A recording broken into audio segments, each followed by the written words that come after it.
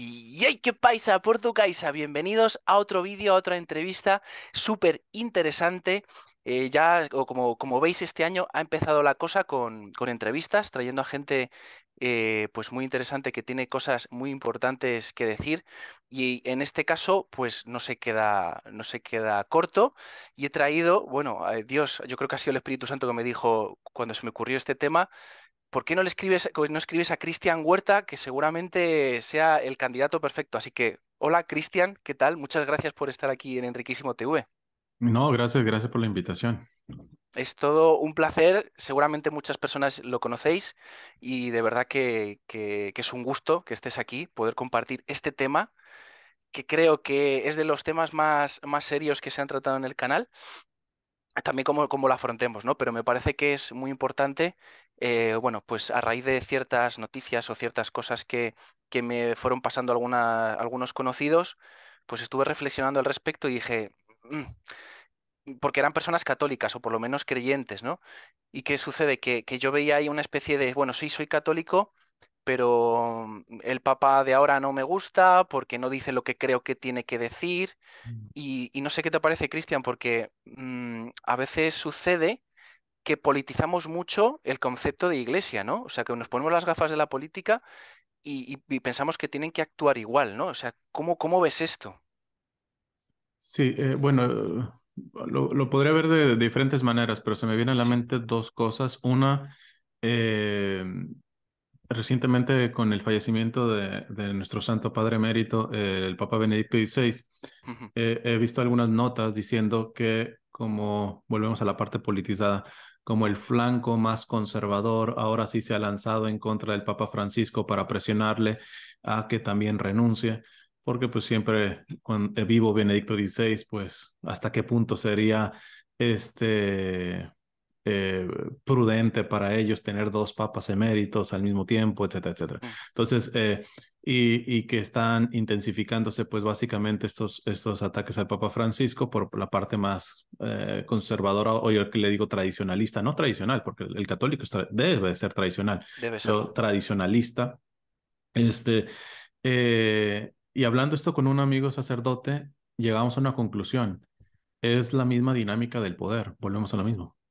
Es quitar a uno para poner a otro, o sea, no le vamos a decir un tipo de, ay, ¿cómo se llama en política? Este golpe de Estado ni nada por el estilo, Ujú. pero exactamente si realmente esta parte lo está haciendo, precisamente está viendo, vamos a decir, a la iglesia como una institución meramente política, ¿va? Y entonces en donde se pueden quitar las fichas y todo ese tipo de Claro. cuestiones. Entonces, eso me parece lamentable porque es un reduccionismo, ¿no? La iglesia va mucho más que el parámetro político como tal.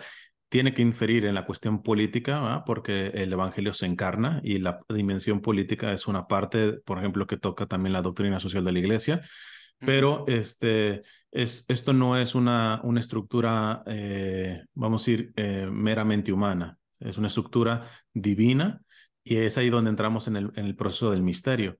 Entonces, el Papa Francisco, de hecho, tiene una frase muy buena, parafraseo, en Gaudete de Exultate, que para mí es uno de los mejores documentos de él.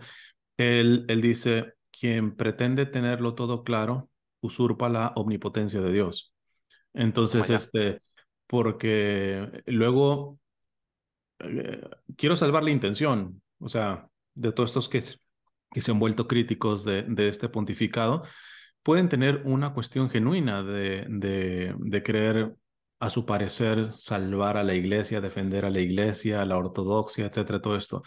Pero muy probablemente a veces no se dan cuenta de que terminan vituperiando el misterio. O Ujú. sea, los mismos dogmas ciertamente no cambian, pero no están totalmente explicitados. La revelación pública está ya dada, pero el mismo catecismo dice, no está totalmente explicitada. ¿Por qué? Porque, hombre, ¿qué dice? Eso es una cuestión que muy fácil se le puede decir a un hermano separado o esperado de nuestros hermanos protestantes evangélicos, este, que tienen un tipo de fundamentalismo bíblico.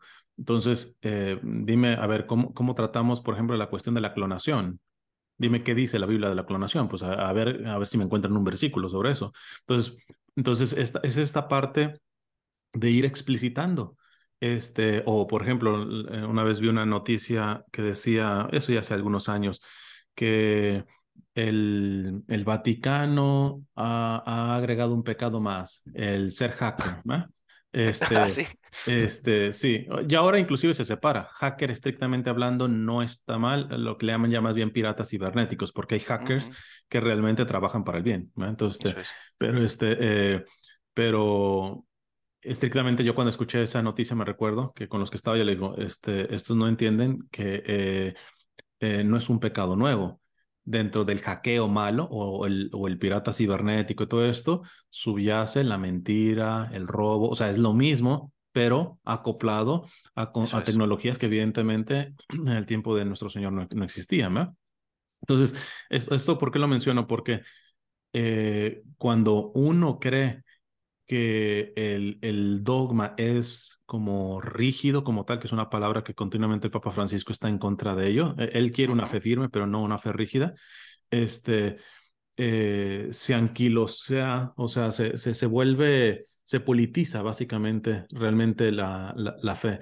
¿Por qué? Porque ya delante del, o sea, yo lo que siempre digo, mi postura es, los extremos siempre terminarán siendo pues el cáncer en esto, porque por un ujú. lado está un área quizá más progresista, modernista, en donde eh, pues de tan abiertos, terminan pisoteando eh, pues esta hermenéutica de la continuidad que decía Benedicto XVI. O sea, se rompe, terminan destrozando moral, terminan destrozando el dogma, terminan destrozando todo esto.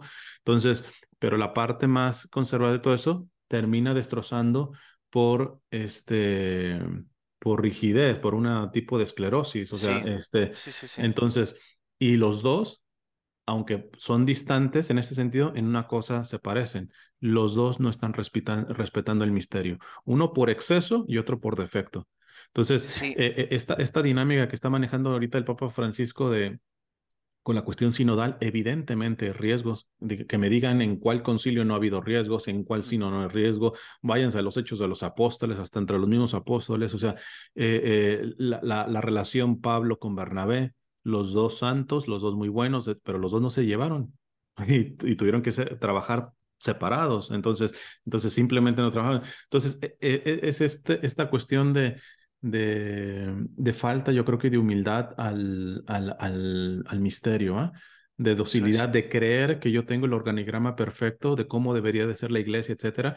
Y uno se puede justificar, pero es que objetivamente esto se tendría que decir objetivamente, sí, pero los caminos del Señor, el mismo San Ignacio de Loyola a veces decía, en ocasiones hay que entrar con la de ellos para salir con la nuestra.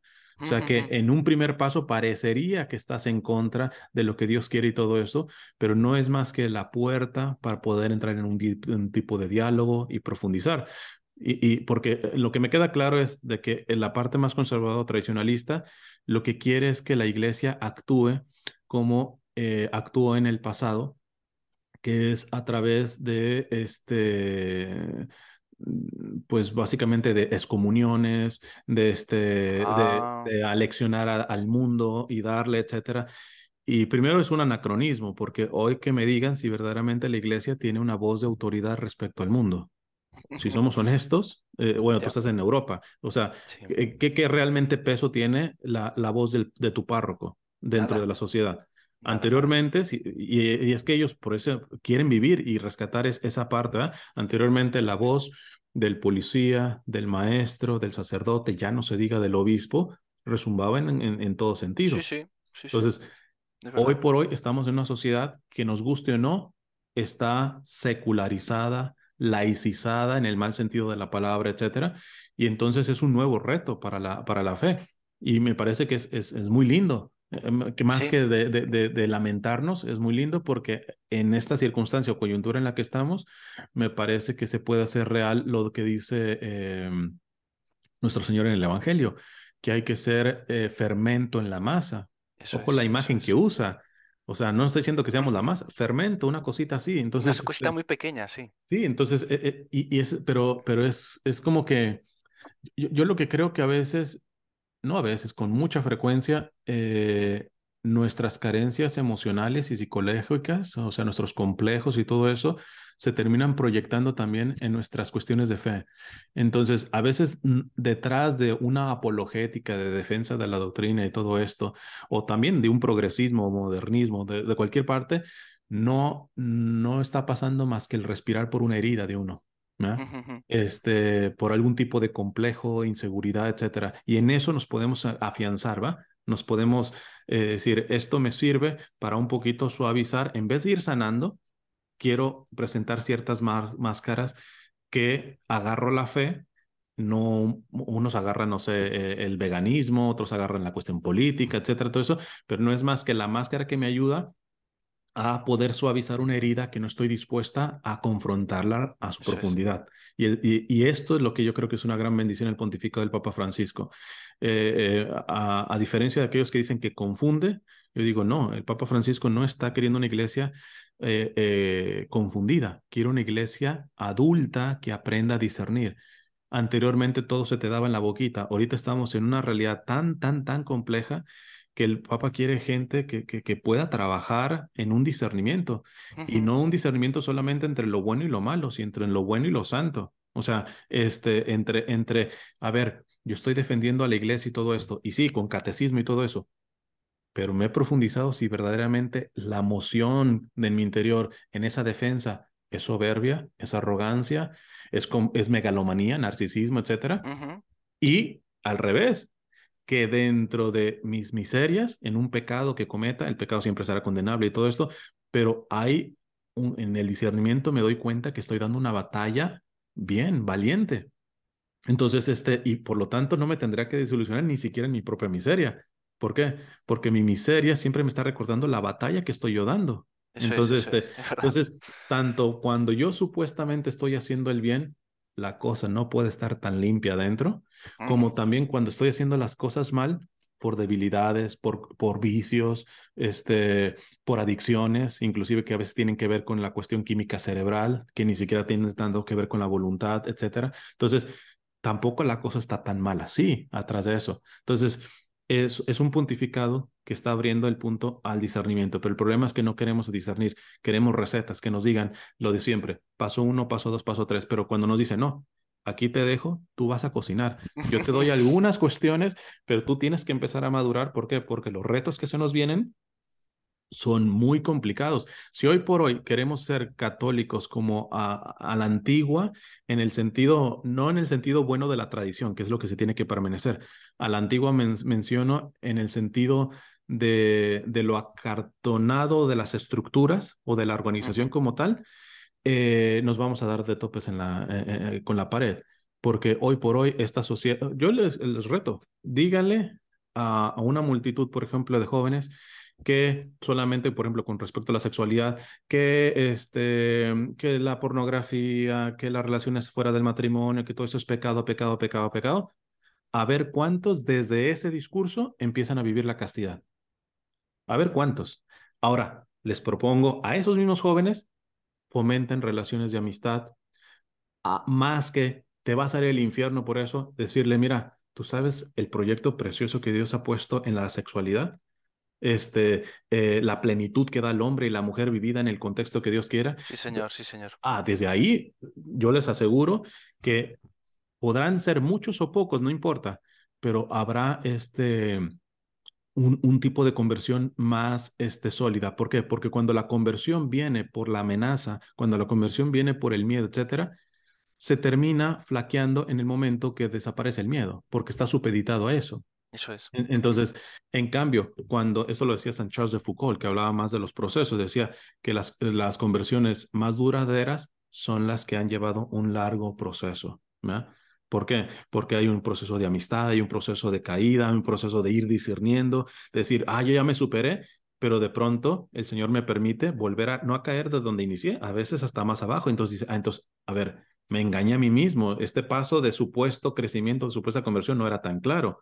Y el Ujú. Señor, gracias a Dios, esto lo decía Santa Teresita también, doctora de la iglesia, decía, eh, la más grande gracia que Dios me ha dado es ser muy consciente de mis miserias. Toma ya. Y darse cuenta que a veces cuando uno supuestamente está avanzando, hasta en las cuestiones espirituales y todo eso, puede ser un maquillaje inconsciente, no voluntario, inconsciente.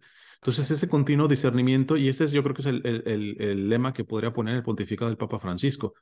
Ahora, cuando estamos discerniendo, evidentemente nos podemos. El mismo Papa Francisco es el primero que dice, el primero que pide oración para él Totalmente. continuamente, continuamente. Y segundo, él dice, vamos avanzando. Si en el camino nos equivocamos, corregimos.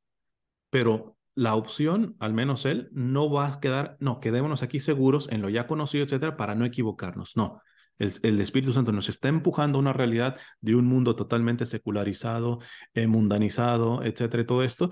Y en vez de ser la madrastra que regaña y todo eso, Ujú, vamos escuchando ese mundo, lo cual no significa aceptar lo no aceptable, pero sí encontrar ciertos procesos de que es más, se me viene para ir cerrando la idea. Una cosa que le decía la otra vez a una señora con un conflicto que está teniendo de matrimonio. Em, el padre Gabriel Amor, no, era al señor. Le decía, el padre Gabriel Amor, en paz descanse, que fue el exorcista de Roma, este, em, en un proceso con un exorcista, cuando llega una persona, generalmente, vamos a decir, el protocolo es de que primero tenga un tipo de análisis psicológico, ¿verdad? Para ver descartar, o sea, la iglesia siempre dice primero por las causas naturales.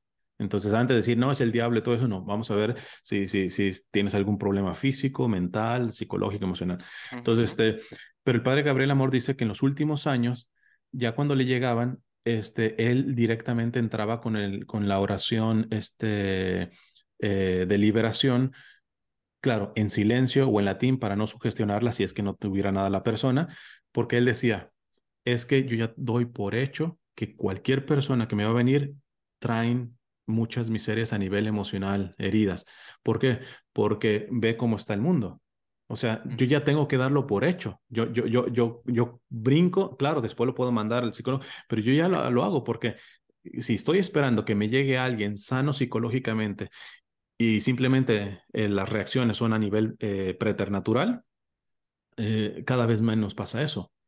Siempre que me llega uno, tenga o no tenga un tipo de influencia o posesión diabólica y todo eso, siempre vienen con grandes heridas emocionales. Fíjate, Entonces, fíjate. yo ya lo doy por hecho, entonces yo ya entro, si no tiene ningún demonio, el demonio no va a reaccionar a mi oración, sea en latín o en silencio, etcétera, no va a reaccionar, etcétera. Entonces ahí yo le termino diciendo, pues, que tengo un acompañamiento terapéutico y todo eso, ¿ah? Entonces, pero lo que dice el Papa Francisco, estamos en una situación en donde la iglesia es un hospital de campaña. O sea, tenemos que asumir que está esto herido. O sea, ¿cuántos jóvenes hoy quieren casarse? Prácticamente Un no creen en el poquito, matrimonio. Ahora, si tú nada. ves, pues claro, cuando ven el destrozo o de cómo se trataban sus padres o ya están divorciados y todo ese tipo de cosas, entonces está bastante rota la sociedad, la telaraña pues de la sociedad, que ciertamente una opción es que la iglesia tome la actitud de antes, que antes está correcta porque era en su contexto. Ujú. Pero ahora yo no creo que la iglesia tiene que estar como madrastra. Por ahí, ¿Verdad? Yo creo que va un poco por ahí, como dices tú. Sí. sí, ahí escuchaba a uno de estos líderes, de hecho eres consagrado él, este, criticar esta cuestión de la sinodalidad y todo esto, y él diciendo, es que la iglesia no tiene que escuchar, la iglesia tiene que enseñar, es maestra la iglesia. Y le digo, no, es las dos. De hecho, hay una encíclica de Juan 23 que se llama Mater et Magistra o Magistra, ¿eh? Que es madre y maestra. La iglesia como madre escucha y como maestra enseña. Ahora, ¿qué es primero? Es primero la maternidad. Porque tú, ¿cómo puedes enseñar? Es como yo les digo, ¿cómo yo le puedo enseñar a una niña que ha sido abusada por su padre? Le enseñarle la doctrina de que Dios es padre. A ver, que alguien Ya. me diga cómo se hace eso. ¿Cómo se hace? O sea, entonces, puedo idealizar y le puedo dar un sermón y todo eso, pero lo que ella tiene en su experiencia es de que paternidad significa igual abuso. Entonces, Sí, sí, sí. ¿cómo se puede enseñar sin escuchar primero el dolor que tiene ella en cuanto a la relación con la paternidad, ¿no? es esto, no sé. Y eso va a llevar tiempo. Yo me aseguro que ni siquiera el pontificado del el Papa Francisco está abriendo un campo en ese sentido, que también ya lo había abierto en ciertas partes Benedicto y Juan Pablo II, ya no se diga Pablo VI, hasta en el mes que tuvo Juan Pablo I también dio unas cosas bien interesantes. Entonces, ahí es donde uno ve esa hermenéutica de la continuidad que el Espíritu Santo está dando. ¿Va? A algunos les incomoda, de estos evangelizadores más conservadores, les incomoda de que, qué curioso que ya se están canonizando casi todos los papas después del Concilio Vaticano II. Joder. Ya hablan por el prejuicio, profundiza. Se incomodaron con algunos por la beatificación de Juan Pablo I. Velo, era un pan de Dios. La Ujú. humildad de ese hombre, o sea, a mí me hubiera gustado que el Señor le hubiera dejado un poquito más de tiempo. O sea, entonces, no estamos canonizando por canonizar. Verdaderamente profundicen eso. Ahora, hay, ¿cómo se llama? Sensibilidades teológicas y eso siempre lo habrá. ¿Eh?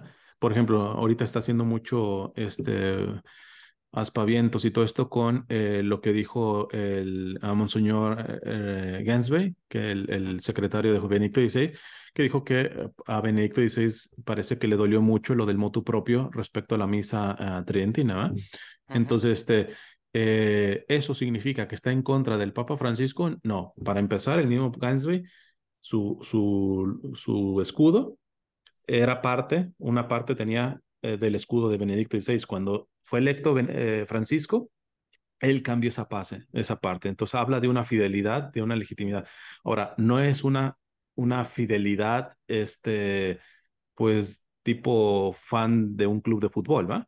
No, él tiene su sensibilidad, Benedicto también tenía su sensibilidad, que no puede ser totalmente compatible con la sensibilidad de Francisco. Desde luego puede ser que no sea del todo compatible, pero aquí, quizá termino con esto, dice San Agustín, unidad en lo esencial, libertad en lo accidental y en todo caridad. Y yo creo que si hacemos ese diagnóstico, ahí vemos el problema que estamos teniendo actualmente. Sean progresistas, modernistas, sean conservadores, tradicionalistas, sea gente verdaderamente católica, tradicional, no tradicionalista, todo eso, hay que estar revisando si en lo esencial estamos teniendo unidad, si estamos dando libertad en lo accidental, y ahí Ujú. entran las sensibilidades teológicas, este, y, y sobre todo si estamos teniendo caridad. Unidad en lo Eso es. esencial, libertad en lo occidental y en todo caridad.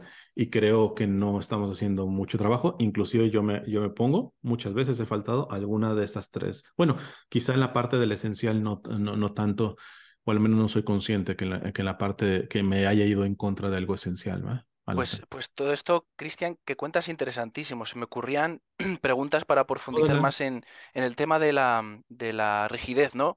Ese lado opuesto de la rigidez de personas que ya llevan tiempo viviendo su fe dentro de la iglesia y cómo el Espíritu Santo nos incomoda en el buen sentido para como, o sea, yo siento como buen síntoma en mi vida, en mi día a día que hacer cosas que me incomodan. Que cuando, yo qué sé, ves a alguien en la calle y te lo vas a encontrar, alguien que está viviendo en la calle, ¿no? Que duerme en la calle, que pide, y le ves por décima vez y dices, ostras, me voy a cruzar otra vez con él, con lo pesado que es, que habla muchísimo y no sé qué, tal, y encima le entiendo la mitad de lo que dice, y tú notas una cosa ahí como por dentro de, como que cuesta, ¿no? Pero es buena señal, porque hay que salir de ahí, ¿no? O sea, yo creo que el Espíritu Santo muy especialmente, o por lo menos por cómo he vivido yo la fe estos últimos años, ¿no?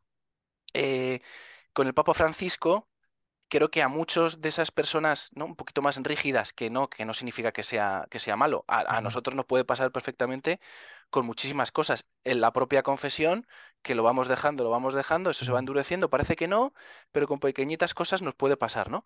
Pero creo que, vamos, no conozco casos, ¿eh? No conozco casos y me encantaría conocer de personas que han hecho ese clic con el Papa Francisco ostras, pues fíjate, he empezado, ¿no? Por ejemplo, un compañero de trabajo que, según él, pide que los papas sean súper listos, súper cultos, súper inteligentes, que yo creo que el Papa Francisco lo es. Ujú, ¿Qué pasa? Que lo comparaba con Benedicto XVI y así de primeras, ujú, pues puede darle la sensación pero es que son tan diferentes, ujú, pero hacen tanto bien de formas tan, pues eso, lo que les toca a cada uno, ¿no? Que bueno, pues aquí se me suscitan un montón de cosas. Y tengo aquí un texto de George Bernanos, bueno, que es francés, o sea que Bueno, debe no ser sé. que se pronuncia de otra manera, que dice, ¿vale? Te la voy a leer, porque creo que puede estar interesante. Dice, voy a atreverme a decir más. Yo amo con mayor intensidad a la Iglesia precisamente porque es imperfecta. No es que me guste sus imperfecciones, es que pienso que sin ellas hace tiempo que habrían tenido que expulsar, me tenían que haber expulsado a mí de ella. A fin de cuentas, la Iglesia es mediocre porque está formada de gente como nosotros, como tú y como yo. Y esto es lo que, en definitiva, nos permite seguir dentro de ella. Que es un poco lo que decías de Santa Teresita de la miseria. O sea, es cierto, ¿no? He pasado una época en mi vida, y seguramente pase más, y no digo que se haya terminado ni mucho menos, en las que te das cuenta de, ostras, ¿por qué no puedo con esto? ¿Por qué no puedo con esto? Y Mm, otra vez, y otra vez. Y ves que eso te acerca a Dios, o por lo menos a mí me acerca muchísimo a Dios, más a la oración, más a pedirle ayuda, más a pasar tiempo con Él, ¿no? Delante del sagrario. Entonces, no sé qué te parece esto, ¿no? Porque es cierto que es imperfecta en cierto sentido, porque estamos nosotros. Pero como dice él, ¿no? O sea, que si tuviesen que ser de otra manera, pues a él ya le habrían expulsado y nos hubieran expulsado a todos. Es un claro, hospital de campaña, como dice el Papa Francisco claro. también. Sí, a mí me vienen dos cosas. Una, primero sí, como ser muy enfático, la iglesia es santa, ¿no? El misterio de la iglesia nos dice que la esposa de Cristo, que es la iglesia, es santa. Ahora, los miembros somos pecadores, somos frágiles, etcétera.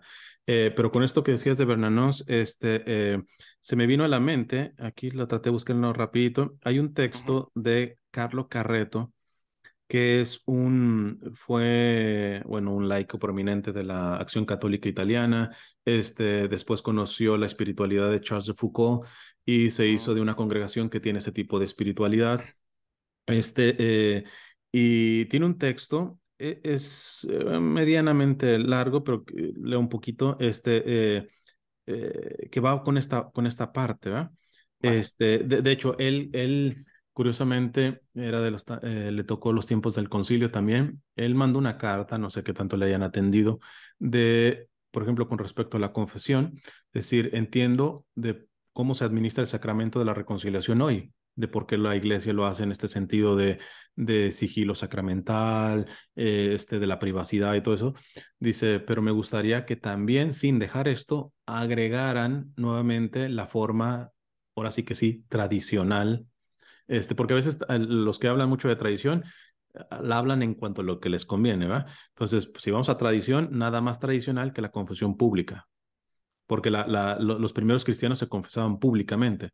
Entonces, él creía que si el Concilio Vaticano II, sin quitar la reconciliación como la tiene, poner también la opción de que hubiera confesiones públicas, sacramentales, ayudaría a este proceso de santificación, pero santificación precisamente en la humildad, porque pues a quién le va a ser cómodo decir sus pecados públicamente, ¿va?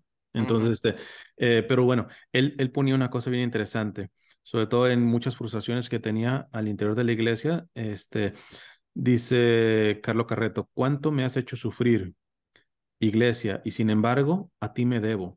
Quisiera verte destruida y sin embargo necesito tu presencia. Me has dado muchos escándalos y sin embargo me has hecho entender la santidad. No he visto nada más oscurantista en el mundo, más complejo, más falso y no he tocado nada más puro, más generoso y más bello. ¿Cuántas veces he querido cerrarte la puerta de mi alma en la cara? ¿Cuántas veces he rogado morirme entre tus brazos seguro? No, no puedo librarme de ti porque soy tú, a pesar de no ser completamente tú. Y luego, ¿a dónde iría? ¿A construirme otra? No podía, no podría construirla más que con los mismos defectos, porque son los míos que llevo dentro, y si la construyo sería mi iglesia y no la de Cristo. Estoy suficientemente viejo para entender que no soy mejor que los demás. El otro día un amigo escribió una carta en un periódico. Dejo la iglesia porque con su compromiso con los ricos ya no es creíble. Me da pena. O es un sentimental que no tiene experiencia y lo disculpo, o es un orgulloso que cree que es mejor que los demás. Ninguno de nosotros es creíble mientras esté sobre esta tierra. La credibilidad no es de los hombres, es solo de Dios y de Cristo. Quizá la iglesia de ayer era mejor que la de hoy. Quizá la iglesia de Jerusalén era más creíble que la de Roma. Cuando Pablo llegó a Jerusalén llevando en el corazón su sed de universalidad, quizá que los discursos de Santiago sobre cortar el prepucio o la debilidad de Pedro, que estaban con los ricos de entonces y que escandalizaban al comer solo con los puros, podrían crearle dudas sobre la veracidad de la iglesia, que Cristo había fundado Fresca y hacerle venir ganas de ir a fundar otra en Antioquía o en Tarso. Quizá a Santa Catalina de Siena, al ver al Papa que hacía una política sucia contra su ciudad, podía ocurrírsele la idea de ir a las colinas sienienses, transparentes como el cielo, y hacer otra iglesia más transparente que la de Roma, tan espesa, tan llena de pecados y política y politicastro. La iglesia tiene el poder de darme la santidad y y está hecha completamente, desde el primero hasta el último, de puros pecadores, y qué pecadores, etcétera. Es más largo, ¿eh? Pero no me quiero alargar Wow, esta parte. impresionante, ¿eh? Pero Impresionante. es esta dimensión, porque al final, suponiendo que este pontificado realmente fuera malo o alguna cuestión, yo no sé cuántos de los críticos se pudieran preguntar, este pontificado malo, Ujú, ¿qué tanto tiene que ver con mis miserias? ¿Qué tanto tiene que ver con mi pecado? O sea, en pocas palabras, ¿qué tanta responsabilidad tengo yo con ello? Porque esto lo mencionaba muy en especial Juan Pablo II. Siempre se ha hablado de la comunión de los santos, ¿verdad? Esa comunión que nos hace, por ejemplo, alguien tendido en un hospital, irrigar oxígeno puro a las venas de la iglesia del mundo entero mientras se une ese sufrimiento a los sufrimientos de Cristo en lo más escondido. En este sentido tiene sentido, valga la redundancia, los monasterios de clausura, porque si no, digo, para nada no sirven. Pero claro. entendiendo la comunión de los santos, sabemos que su trabajo y su oración ahí escondida realmente da frutos al exterior en la iglesia y en el mundo. Pero Juan Pablo II dice, así como está esta ley ascendente, que es la comunión de los santos, hay una ley descendente, que es la comunión del pecado. Esto significa que el pecado más escondido que yo tenga es veneno puro que se riega por las venas de la iglesia y del mundo entero. Entonces, cuando yo veo que tengo unos videos hablando de eso, porque realmente lo que están haciendo en el sínodo en Alemania sí es terrible, es totalmente heterodoxo, es terrible, Ujú, pero yo no solamente puedo quedar en la condena y escandalizado. La pregunta es, ¿qué tengo que yo ver con ese desastre? No, pero si yo estoy a millas y millas y millas de ellos, no, claro, pero por la comunión del pecado, mi soberbia, que a veces no reconozco, mi arrogancia, cualquier pecado que yo pueda tener, está afectando en esto. Entonces, me parece un infantilismo de aquellos que creen que tienen las claves para solucionar la crisis en la que se encuentra la iglesia sin estar denunciando primeramente su propia miseria. Se hacen sí, sí. expertos en la miseria ajena y no en la propia. Y ya Ujú, decía un doctor de la iglesia que ayudó a un momento muy crítico de la iglesia, como fue en el Concilio de Trento, con todo esto de la mal llamada Reforma Protestante. Me refiero a San Juan de Ávila, doctor de la iglesia. San Juan de Ávila decía, más se le beneficia a la iglesia revisando la propia conciencia que la conciencia ajena. toma Entonces, ya. ¿cuáles son las últimas audiencias que ha estado dando el Papa por varios, bueno, ya las terminó, pero desde agosto hasta como 2 semanas, hasta las 2 últimas semanas, sobre el discernimiento? ¿Por qué? ¿Por qué es esto? Si nosotros creemos que la iglesia saldrá bien de la crisis que está pasando, en la crisis que de por sí está pasando el mundo y la sociedad, con bibliazos, con eslogans y todo ese tipo de cosas, estamos muy equivocados. O sea, el Papa Francisco una vez lo dijo, iniciando su pontificado: la iglesia la reforman los santos. Y los santos, no santurrones, porque a veces uno cree que está creciendo en la santidad y más bien está creciendo en la santurronería, que es distinto. Sí. Entonces, pero el santo, por ejemplo, Catalina de Siena también, aquí la menciona Carlo Carreto. Catalina de Siena ciertamente corrigió al Papa de su tiempo y todo esto, pero le decía el dulce Cristo en la tierra.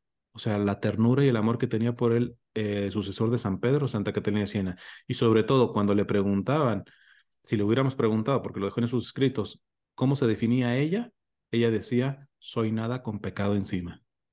Toma ya. Entonces, quiero ver Joder, cuántos de los críticos, de los que dicen creen eso. que cómo debe ser la iglesia, a cuántos les ven ese grado de humildad. Sí, ¿No? sí, sí, sí, sí.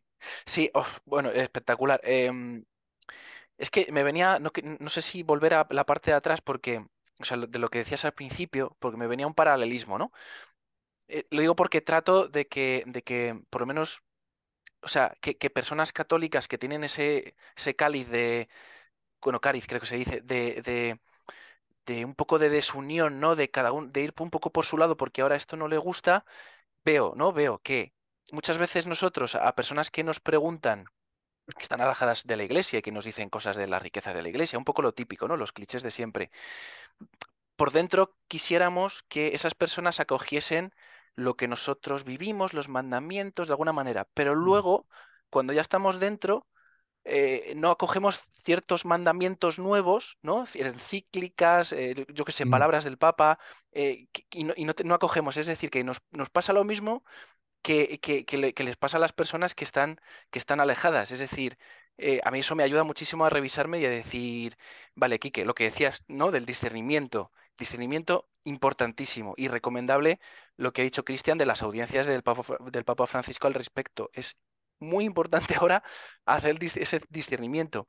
Y respecto a un medio de comunicación que vi, que es español, que me suscitó, ¿no? Que me suscitó estas ideas, esta reflexión, pienso que, bueno, pues creo que les hace falta, ¿vale? Creo que les hace falta, no sé cuántos son, no sé si son muchísimos los que están ahí trabajando, pero en ciertos artículos veo que ahí les falta caridad, les mm, falta un poquito de, ¿no? de ese discernimiento. Entonces, tengo aquí los puntos, los 4 puntos cardinales de la que tenemos aquí en el Catecismo de la Iglesia Católica. En el punto 1806 está la prudencia. Voy a leer una parte de lo que dice que es la prudencia, ¿vale? Y luego planteo una pregunta. mm, Dice el Catecismo, la prudencia es la virtud que dispone la razón práctica a discernir en toda circunstancia nuestro verdadero bien y a elegir los medios rectos para realizarlo. Continúa, el hombre cauto medita sus pasos. Sed santos y sobrios para daros a la oración. La prudencia es la regla recta de la acción. Te planteo aquí una pregunta. ¿Cómo de prudentes somos los católicos para con la iglesia, para con las noticias estas que salen que son muy mm, de pincha aquí porque el titular, y a lo mejor solo con el titular ya me quedo y ya, buah, ya empiezo a despotricar por mm. ahí, llamando un WhatsApp a no sé quién? O sea, ¿cómo tenemos que afrontar especialmente nosotros los católicos, estas, no fake news a lo mejor, pero que pueden ser polémicas de primeras, ¿no? Cesadas, ya, sí. Sí, Eso es. a mí me vienen dos cosas. Primero, con respecto a la prudencia, que no es precisamente una virtud que me ha sido del todo fácil. Ujú, Eh, Generalmente se peca por prudencia, o los pecados contra la prudencia tienen como sus dos extremos. Por por defecto es la persona básicamente pusilánime, cobarde, que decir, por aparente prudencia no hablo, ¿eh? Me quedo ujú, callado, ujú. quiero ser prudente, pero no, en Sí. esta circunstancia concreta, etcétera, etcétera, tienes que hablar. Entonces, yo no estoy siendo prudente muchas veces al callarme, porque a veces se cree que el prudente es el que se calla, o el prudente es el que no hace nada, etcétera. No, no, no, porque también ese es un pecado contra la prudencia por defecto, ¿eh? Pero también existe evidentemente la prudencia por exceso, que en esta parte yo puedo caer más. El Papa Francisco también es esa personalidad, que es decir, antes se equivocan contra la prudencia por hacer o por decir que por dejar de hacer o por cobardía, etcétera, ¿no? Ujú, ujú. Entonces, cada quien tenemos nuestro talón de Aquiles. Es muy, por eso los griegos decían, y lo acogió después en la escolástica católica, esto de que la virtud se encuentra en el justo medio. Entonces, primero clave es esta parte, poder tener la humildad de decir, la prudencia es la que de hecho tendría que regir las demás virtudes. ¿Por qué? Porque salvo una, que es la caridad, o sea, tú nunca puedes exagerar en caridad. O sea, la caridad Es es la verdad. reina de todas las. Entonces, pero de ahí en más, por ejemplo, volvemos. El ser honesto, hombre, yo puedo decir verdades como tal, pero en tiempos, en formas, etcétera, que no son correctas. Y yo no puedo justificarme, no, pero es que me condenan y luego uno se da de mártir. Es que me están rechazando por decirle las verdades. No, es que esas verdades la otra persona no es capaz todavía de digerirlas, ¿eh? O que, Ujú, no sé, que le voy a decir, por ejemplo, a un niño, los detalles de cómo es un acto sexual. O sea, a un niño de 3 años. Y alguien me puede decir, yo me puedo decir que incomprendido porque le estoy dando verdades, pero esta persona está al nivel de entenderte. Por eso lo que decía Charles de Foucault, que hay que ver la evangelización sus etapas. Hay etapas de cosecha, hay etapas de siembra y hay etapas de desbrozamiento. El desbrozamiento es preparar la tierra. Entonces, ¿por ujú. qué muchos están frustrando? Es que no hay frutos. Claro, no hay frutos porque no se ha sembrado. Y no se ha sembrado porque han aventado las semillas sin preparar la tierra. ¿Cuántos han querido evangelizar y han provocado en el supuesto evangelizado el fruto contrario? Es decir, no terminan adoptando la fe, sino odiando la fe. Entonces, ¿eso por qué pasa? Lo más seguro es que no hubo un trabajo de desbrozamiento. Es decir, dijiste es una verdad muy revelada y muy todo esto, pero a una tierra que está dura, que no. ¿Y sabes qué? El ablandarla no es a bibliazos, es con detalles de amistad, etcétera, o sea, con relaciones verdaderamente humanas como tal. Y entonces ahí puede ser una tierra más fecunda para que ya puedas poner la semilla y muy seguramente a ti ni te va a tocar cosechar, porque luego también llega un tipo de narcisismo de que uno quiere ver los frutos. Espérate, o sea, si nos está yo creo que estamos en un tiempo no ni de cosecha ni de siembra. Hoy por hoy el mundo y la iglesia está en un tiempo de desbrozamiento, pero como nuestro Puede ser, sí. narcisismo y megalomanía nos gana, queremos ver frutos, queremos ver. No, Charles de Foucault decía que el desbrozamiento que él estaba haciendo tardaría 10 años después de su muerte para estar Fíjate, listo para que llegara el primero que siembre. Entonces, eso por una parte. sí. Ahora, por la parte de ahí se me fue la idea. Eh, Lo de las noticias, lo de los sí, lo fake de las news, noticias, ya. vale. Decía yo también he hecho varias mea culpa en los lives porque en la formación que he tenido también he sido imprudente en este sentido Ujú, por ejemplo, muy al inicio tuve una formación quizá un poco más conservadora y todo esto, entonces yo tuve formadores muy buenos y todo eso, pero por ejemplo estaban en contra eh, de lo de la misa de la renovación y todo esto. carismática, Vale. este, este, de los nuevos ministerios, ¿va?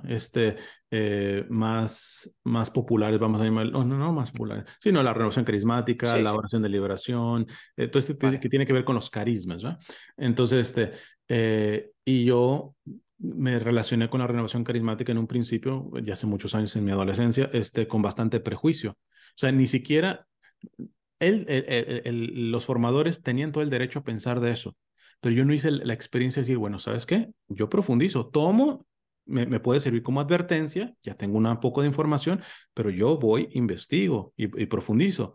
Hoy por hoy te digo que, por ejemplo, al menos la iglesia aquí en Estados Unidos, en la comunidad latinoamericana, estaría vacía si no fuera por grupos de este estilo, más Fíjate. carismáticos, ¿va? Sí, sí, Entonces, sí, sí. estaría hueca, o sea, básicamente son los que mantienen las parroquias. Entonces, y que hay sus excesos y todo eso, pero fíjate qué distinto es en prejuzgarlos simplemente por lo que yo escuché de ese Mm. grupo, a yo investigar y decir, mira, ¿sabes qué? De lo que yo he escuchado, ciertamente en esto están mal.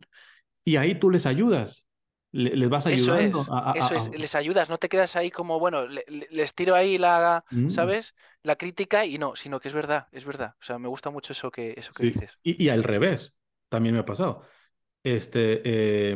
Tuve influencias que, por ejemplo, condenaban, bueno, también con esta parte un poquito más, entre comillas, progresista, hubo unos teólogos que le llaman de la Nouvelle Theologie, es de la nueva teología, que fueron los que influenciaron más en el Concilio Vaticano II. Yo escuchaba, evidentemente, la parte más conservadora y tradicionalista, casi decirles herejes, Uy, y era el discursito que yo tengo poco que empecé a leer a uno de ellos, a Henri de Lubac. Dios mío, si lo que está hablando es los padres de la iglesia. Entonces, encontraré algunos matices y todo eso, pero que le lleguen a decir hereje, que lo empiecen a estigmatizar, entonces vamos repitiendo estigmas que pone y lo peor. Antes, al menos a mí, eran sacerdotes y todo ese tipo de cosas. No, ahora la gente tiene un punto de vista del Papa Francisco por un youtuber. Tú dices, Es o sea, verdad. o por un articulista, o sea, y tú dices, o sea, ¿qué seriedad tiene eso? Mínimo has leído, siempre que le sacan al Papa Francisco, el numeral, controversial de Amoris Laetitia. Sí, ¿Cuántos? Yo lo he investigado, a muchos de ellos que lo he retado, ¿cuántos de ellos han profundizado, orado y reflexionado ese documento? Te digo, es nulo, al menos de que todos los que me he topado. Por ahí un poquito lo han leído, pero que decía Benedicto XVI, por ejemplo, para los que criticaban el Concilio Vaticano II, mientras lleguen a los textos del Concilio Vaticano con el prejuicio, no saldrá su fruto. Entonces, evidentemente, o sea, si yo tengo una idea preconcebida con X persona y voy a hablar con él, o sea, ya ahí se cerró cualquier ya tipo está, ya de está. asombros, punto. O sea, para mí tienes esa persona, pero también a la parte más conservadora. Por ejemplo, tuve cierta formación en contra, por ejemplo, de Marcel Lefebvre o la Fraternidad de San Pío X, que no son cismáticos estrictamente, reconocen al Papa, pero no están totalmente bien con la Iglesia. Este, pero tuve mucho prejuicio. Entonces empiezo a leer un poco a Marcel Lefebvre y todo eso, y reconozco, yo no estoy a favor de lo que él hizo ni nada por el estilo, pero Ujú. reconozco cosas muy valiosas que tuvo Marcel Lefebvre. Entonces, ese es el problema.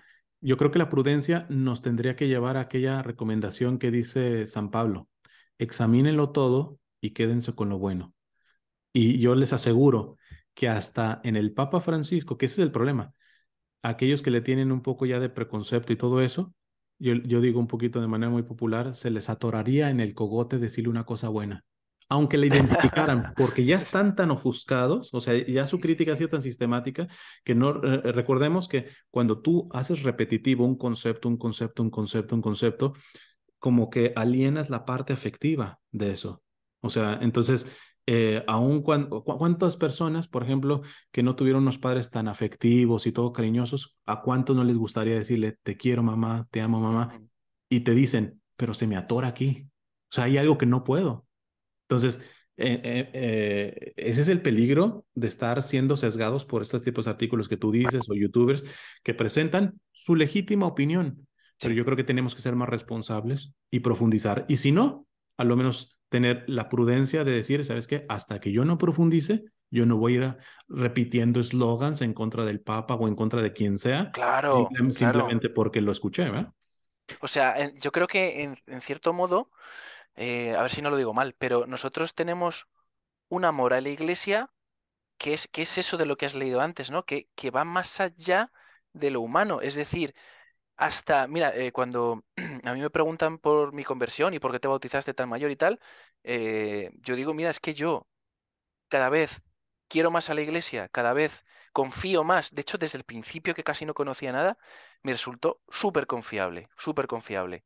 Y eso es un poco por lo que dices. Yo llegué sin prejuicios a empezar a leer el libro este de Para Salvarte, del padre Jorge Lorin. Y Mm, como iba sin prejuicios, todo iba encajando de una forma súper suave, ¿no? Gracias a Dios. Y, y bueno, se me ha ido un poco el punto a lo que quería llegar. Pero, pero vamos a, si quieres, vamos a pasar, porque se me ha ido totalmente, vamos a ok. pasar a otra de las virtudes, ¿vale? Porque bueno, aquí tenía yo una frase apuntada que me encantó, no sé si es del padre Morales, que dice, ¿vale? Que es un poco a lo que estabas Mm, comentando. El bien del otro debe ser el límite de la sinceridad. Si vas a mm, hacer un daño innecesario, cállate. O sea, tal cual. ¿No? Claro, y a lo que iba, que ya retomo un poco, y como amamos de esta manera tan sobrenatural a la iglesia, que a mí me flipa, así, diciéndolo en español, me flipa, me encanta, porque, porque no hay otro amor igual, o sea, de alguna manera es equiparable al amor a Dios. De hecho, dices, oh, quiero mucho a la iglesia, vale, pero estoy queriendo igual a Dios, ¿no? Es ese discernimiento. O sea, entonces, a mí me coloca mucho y me da, no sé, incluso me da una alegría en el corazón ver que a pesar de cosas feas que se producen dentro de la iglesia, que se van a producir ahora, se han producido y se producirán, eso lo mm, doy por descontado, porque es el equivalente a mí, ¿no? El equivalente humano, entonces como yo sé que voy a caer a menudo y no tengo mucha más posibilidad, pues entiendo que con la iglesia igual, ¿no? Pero aún así me encajan las piezas, Cristian. ¿A ti no te pasa que a pesar de todo eso bueno, a lo mejor tú ya estás en un punto un poco más, ¿no? Por adultez en la fe, por años y tal, pero yo tengo la sensación de que todavía van encajando las piezas, ¿no? Cuando tengo conversaciones así, cojo otra piececita y hago, ostras, claro, encajaba, perfecto, Ujú. ¿no? Cuando ves otras realidades de la iglesia. Bueno, no sé si quieres comentar algo al Bueno, respecto de esto. de entrada yo creo que la cuestión de la madurez en la fe y todo en la iglesia, Sí. más que ir recibiendo en el sentido como intelectual, que es importante, la parte formativa sin lugar a dudas, pero no es exclusiva. De hecho, habrá una cuestión, siempre hago una diferencia. Una cosa es ser inteligente a ser sabio. O sea, un inteligente puede ser alguien que te puede sacar posgrados, doctorados y todo ese tipo de cosas. Un sabio puede ser un analfabeta, porque la sabiduría viene de Dios. Entonces, y aquel intelectual con doctorados y todo está cerrado a esa gracia de Dios. Por algo Jesús, que es uno de mis pasajes favoritos, porque inclusive ahí está hermenéuticamente hablando la Trinidad, porque dice, y Jesús llenándose de gozo, dijo Jesús, segunda persona de la Trinidad, llenándose de gozo en el Espíritu Santo, tercera persona de la Trinidad, dijo Padre, ahí está la Trinidad completa, y dice, Padre, te doy gracias porque esto no lo ha revelado a los sabios y entendidos, sino a los pequeños y humildes. O sea, es este misterio. No estoy en contra, a mí me encanta el estudio, a mí me encanta la formación y todo esto, pero la cuestión del crecimiento en la fe, yo se lo escuchaba a un sacerdote brasileño, me gustó el símil que hizo, que es, dice, la vida espiritual va a la inversa de la vida biológica o física. Dice, nosotros Ujú. nacimos totalmente dependientes de la mamá, del papá. O sea, si no nos daban, cambiaban el pañal, nos daban la mamila, etcétera. O sea, nos moríamos totalmente dependientes. Y cada vez nos volvemos más independientes, ¿verdad? Ya tú te haces tu comida, ya tú te lavas tu ropa, ya te vas de la casa, ya vives por ti mismo, etcétera. Dice, en la vida espiritual es totalmente lo contrario. En la vida espiritual nacemos totalmente independientes por el rastro del pecado y cómo comprobar que tú has madurado. Te vuelves en automático una persona más dependiente de Dios. O lo que dirían muchos santos místicos, San Juan de la Cruz y todo esto, la madurez del espíritu se muestra en la sencillez. O sea, a mayor santidad te vuelves cada vez más sencillo y simple en todo, en tu forma de orar, en tu forma de tratar a la gente, en tus pertenencias materiales. O sea, el ejemplo de que la persona va madurando es una simplicidad y una sencillez. Entonces, me gusta más la imagen de que más que ir acaparando conocimientos, cursos que son importantes y todo esto, es una cuestión más de una actitud de desprendimiento. Eso El que es, eso es. realmente crece más en la fe es el que va soltando más. ¿Por qué? Porque queda solamente Dios y por amor a Dios sus hermanos. O sea, en realidad el mensaje cristiano, porque si no, si nos metemos a esta dinámica yo diría hasta entre comillas, apologética que en la que estamos entrando, Ujú, este, hoy por hoy el cristianismo no sería para todos, no sería para todos. Si algo tiene el cristianismo como la religión verdadera y todo esto, es de que puede llevar a la santidad hasta un analfabeto, que puede sí. llevar a la persona más ignorante a nivel académico, al más pobre, etcétera. Y no solamente eso, privilegia, no de manera exclusiva, pero de manera privilegiada, está enfocada para ellos. Jesús cuando arrancó su vida pública, que a muchos se les olvida esa parte, que ahorita le dicen al papá, habla mucho que de los pobres y que todo eso. Espérate, ¿cómo arrancó su vida pública Jesús en la sinagoga? Con el texto de Isaías en donde dice, he venido para darle, para los pobres, anunciar la nueva venta a los pobres, darle la vista a los ciegos, etcétera. Ese discurso parece que se le ha olvidado a mucha gente. Entonces, no es exclusivo porque están los excesos de la teología de la liberación y todo este tipo de cosas, pero ciertamente el impacto de la fe cristiana es de que sin excluir la formación y todo esto, no es necesaria esa. Requiere un espíritu humilde y Dios hace maravillas con esa persona, ¿no? Entonces, Ujú. también esa es la cuestión que a veces veo un peligro de creer que vamos avanzando en la fe por una cuestión de ciertas confirmaciones intelectuales que vamos teniendo, que digo, no están mal, pero me gusta la primera audiencia que tuvo el Papa con los medios de comunicación, cuando empezó su pontificado, él hasta suspiró, y me encanta esa frase que él les dijo, suspiró y dijo, cómo me gustaría una iglesia pobre y para los pobres.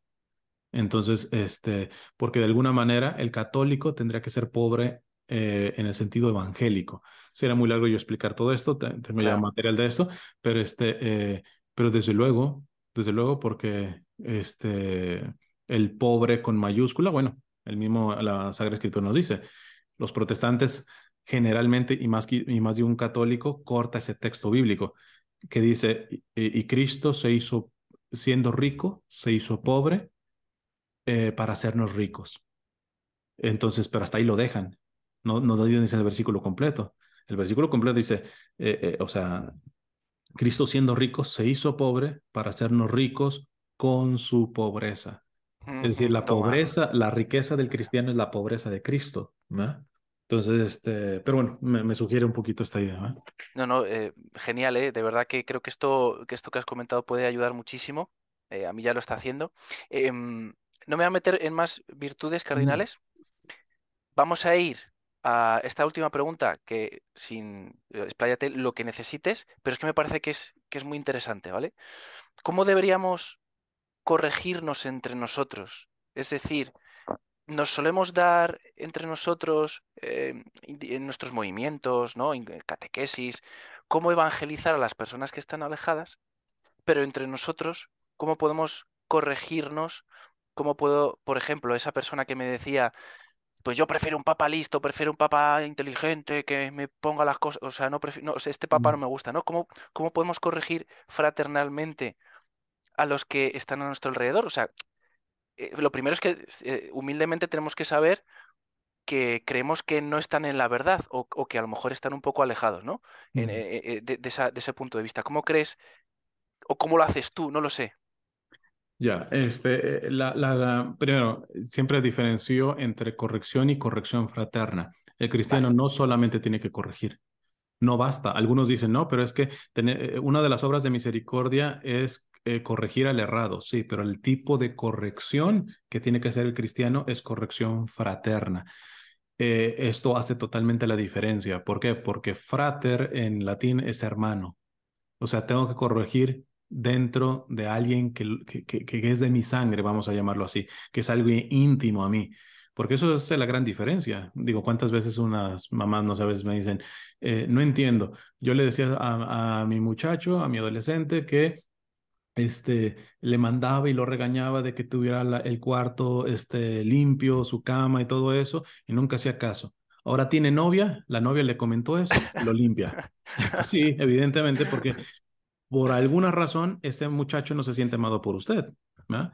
Porque qué distinto es corregir cuando por muy dura que sea la corrección, qué distinta es una corrección cuando tú sabes que te la está diciendo alguien que ya te ha demostrado que te ama, alguien que tiene, que te hace parte suya, que le dueles, etcétera, ¿va? Qué distinto se recibe. Entonces, para empezar, creo que precisamente los vínculos de profunda amistad, de amor y todo eso tienen que prevalecer.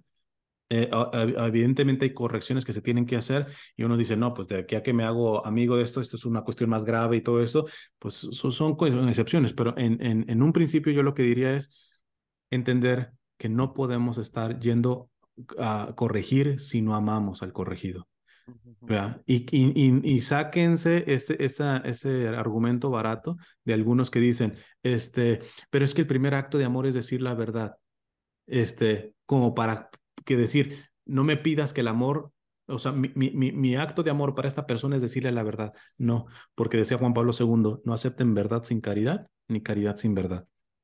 Desde luego, al decirle la verdad es un acto de caridad, es un acto de misericordia, corregir y todo eso, pero tienes que entender que a lo menos pudiste hacer algo previamente, dependiendo del tiempo, para expresar tu amor por esa persona. De Ujú, ahí que yo siempre digo, siempre, siempre, siempre, nos lo pone en el mismo evangelio, ir primero en privado. Me parece, oye, ¿sabes qué? Me parece que te estás equivocando en esto, vamos hablando y todo esto. Dice inclusive con otra persona y todo eso, ya, o sea, el hacer una corrección ya pública como tal, tiene que ser resultado de un proceso privado, privado.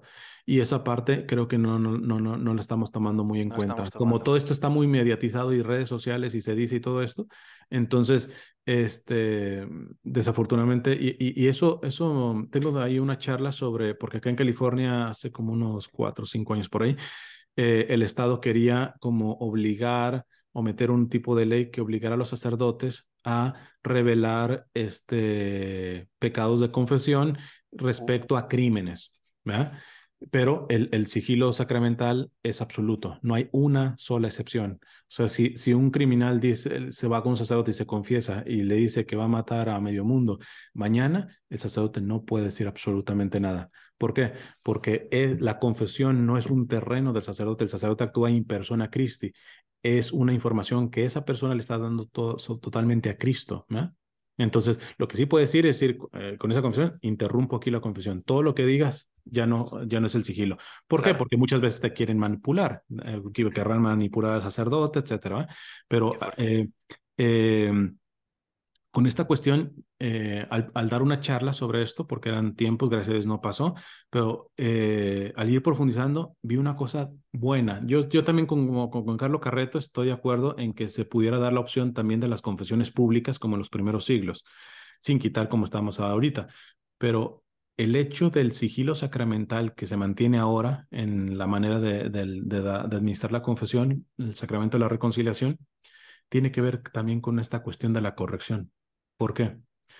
Porque si yo estoy haciendo algo malo y se me corrige en privado, todavía mi fama no está rota.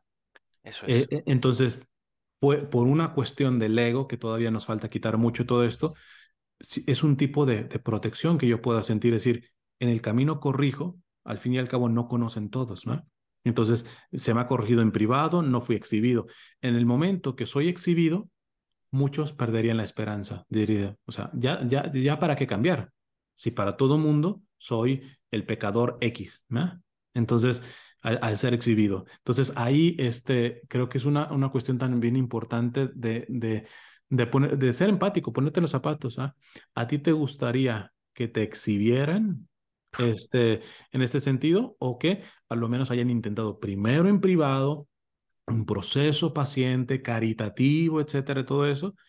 Y ya, si no queda de otra, pues sí, tenemos que apelar al bien común, sobre todo en cuestiones graves, ¿no? Porque no da la misma tú corregir a una persona con respecto a ciertos pecados a corregirla respecto a cuestiones, por ejemplo, ya criminales. Ahí sí o sí. Entonces, se tiene que hacer. Pero aún en las cuestiones criminales, también tiene que ver la caridad necesaria. Yo puedo denunciar a una persona y hacer una corrección pública sobre una cuestión criminal, no sé, robó, es un ladrón, etcétera, e inclusive hasta lo pueden llegar a meter a la cárcel. Pero en la cárcel, él puede ser mejor esposo que yo, por ejemplo, no sé, él tratar mejor. ¿A qué voy? Que también a la hora de corregir hay que buscar no estigmatizar a la persona. En esto concreto, se le corrige. ¿Y cómo se hace eso?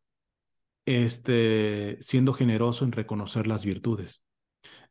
Para mí no me parece corrección si solamente tú hablas de una persona en el sentido negativo y nunca has reconocido cosas buenas de esa persona. Y nunca, o sea, porque la balanza no es justa, No es ¿verdad? justa. No es justa. Claro. Entonces, en ese sentido, yo creo que la corrección tiene que ir mucho por eso. Y si no la amas, pues evidentemente es evidente que no has puesto mucha atención en lo bueno que tiene, etcétera, ¿va? Entonces, el poder reconocer lo bueno en la persona ayuda a que la corrección sea más justa, más equilibrada y que no se estigmatiza a la persona, porque nadie está tan mal, tan mal, tan mal como para que se le arrumbe Sí, al umbral de los sí, sí, condenados eso cuando es. todavía está en vivo. ¿Ah? Entonces, Mm, es más, ni siquiera nosotros podemos decir quién propiamente está en el infierno. Es una eso cosa es. que ni Jesús le dio esa autoridad al mismo Papa, ¿va? O sea, ni a Pedro se las dio. Entonces, yo creo que es sin justificar lo no justificable, porque se tiene que corregir. Y la última parte que yo diría también es pedir la gracia. No es fácil, y lo digo también por experiencia, no es fácil el recibir correcciones, inclusive hasta de la gente que nos ama, ¿no? Porque el Ujú. ego, la arrogancia, etcétera. Entonces, continuamente pedir la gracia de la humildad, de la docilidad, de poder entender que una buena corrección caritativa de una persona que realmente te ama, etcétera, es un regalo que te manda Dios. O sea, es una cosa que te está mandando Dios. Y decir, qué bien que esta persona me está abriendo los ojos aquí, con toda la caridad, con todo el amor necesario, con todo el compromiso necesario, porque también suelo decir, si tú le dices a una persona, le corriges de un pecado y no le dices cómo salir de ese pecado, no le acompañas en ese pecado, en ese proceso, no hiciste mal estrictamente hablando, pero me parece que eso es un trabajo a medias, ¿va? Claro, Porque, tiene toda la pinta. sí, porque muchas veces, o sea, de lo que nos corrigen, la inmensa mayoría de las cosas de los que nos van a corregir, nosotros ya somos total o parcialmente conscientes de eso. Hay cosas que sí nos corrigen y que yo no me hubiera enterado, o sea, típicas, no sé, por ejemplo, yo aquí en Estados Unidos con la cuestión del lenguaje. O sea, yo puedo decir una palabra que en español mexicano significa una cosa y para el caribeño es hasta una cosa obscena.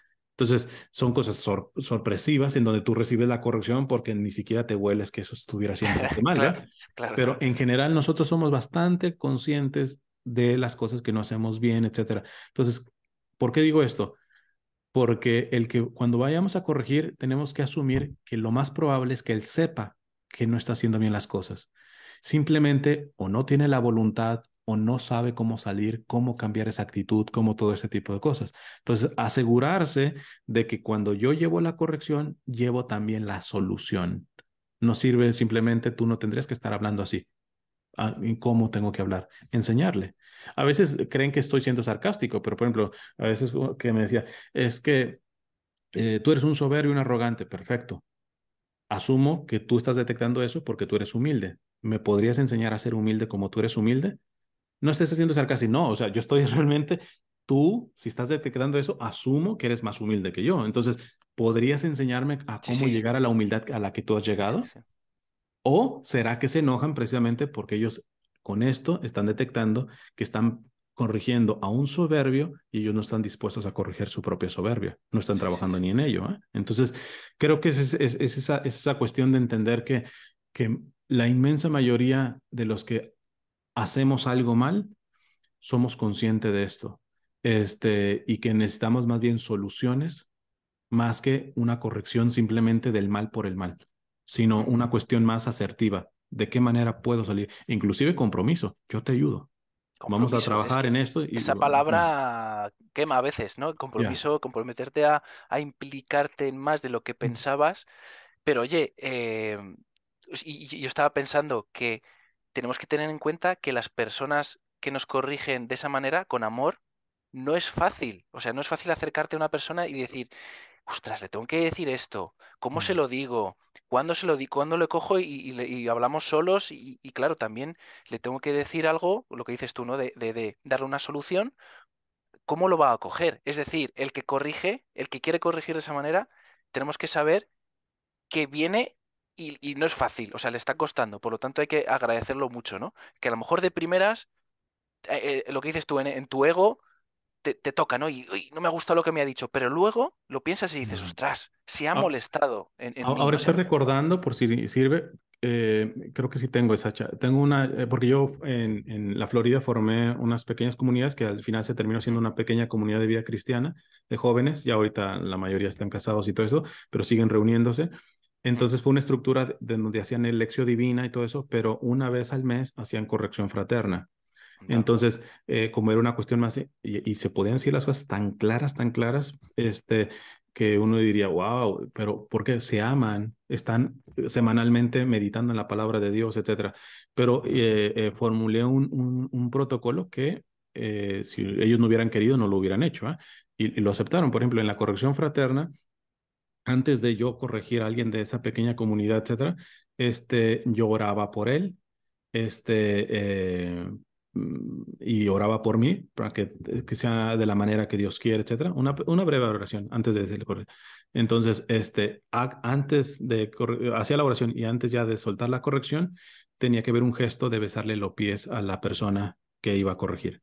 Hala. Entonces se le besaba los pies y ahora sí, me sentaba y le decía, mira, yo creo que no has estado bien en este, ta, ta, ta, ta, ta, ta, ta. Al final, otra oración, por la persona y por mí mismo y listo. Entonces, ese simplemente gesto de de besar los pies, yo preguntaría, a la hora de tú corregir, al que tú me digas, ¿serías capaz de besarle los pies? Uf, Yo creo que ayudaría un poquito esa parte ostras. para detectar si tu corrección verdaderamente es una de esas obras de misericordia o más bien es un acto de proyección psicológica tuya. que verdaderamente, como no sabes manejar tus propias frustraciones o inclusive tú ser lo que estás queriendo corregir, simplemente ves en la corrección el vehículo para proyectarte psicológicamente, ¿no? Entonces, yo creo que puede servir, no es la única cosa, ¿verdad? Pero vi muy claro que un acto de humildad, como besarle los pies al que le voy a corregir, pudiera aclarar qué tan pura es ese anhelo de corregir, ¿va? Ujú, ujú. Sería, no Eh, sé. Me ha gustado mucho esta parte de la corrección fraterna, ¿eh? Me ha gustado mucho. Te agradezco. Esta experiencia última que has contado, espectacular. Muchas gracias, Mm. Cristian. Y bueno, pues si te parece, lo dejamos hasta aquí. Se me ha Perfecto. hecho cortísima esta hora y 10 minutos, se me ha hecho Mm. muy corta. Te agradezco este ratazo, Cristian, de verdad, por haber estado aquí, por haber dicho que sí a la propuesta tan rápidamente y con tanto cariño. Así que, bueno, pues si Dios quiere, nos vemos más adelante, ¿vale? Perfecto. Y que Dios te bendiga mucho con todo tu trabajo, con todo tu apostolado y con todo el apostolado que haces en las redes, en Instagram, que te sigo mucho. Está muy activo, por favor, seguirle. Yo os voy a dejar en la descripción todo el material posible, que así al respecto, si quieres, pásame también algún material al respecto y lo ponemos por ahí, ¿vale? Para que puedan dirigirse directamente a esos vídeos. Así que nada más, muchas gracias por haber estado ahí. Nos vemos en el próximo vídeo. Si Dios quiere, hasta luego. Adiós.